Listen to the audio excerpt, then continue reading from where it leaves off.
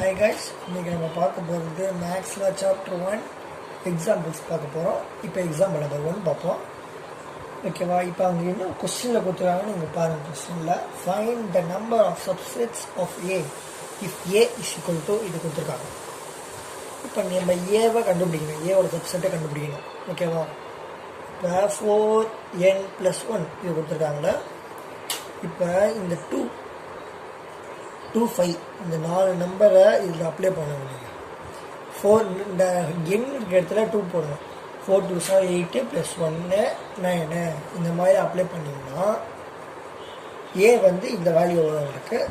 அது subset set மாதிரி இல்லைங்க, சப்செட்டாக. இப்போ இதில் எத்தனை எலிமெண்ட் இருக்குன்னா 4 இருக்குது. இப்போ நீங்கள் பவர் ஃபார்முலா போடுங்க. பவர் ஃபார்முலா அப்படின்னா 2 ⁴ = 16. இதுதான் இதில் கொடுத்துருக்காங்க.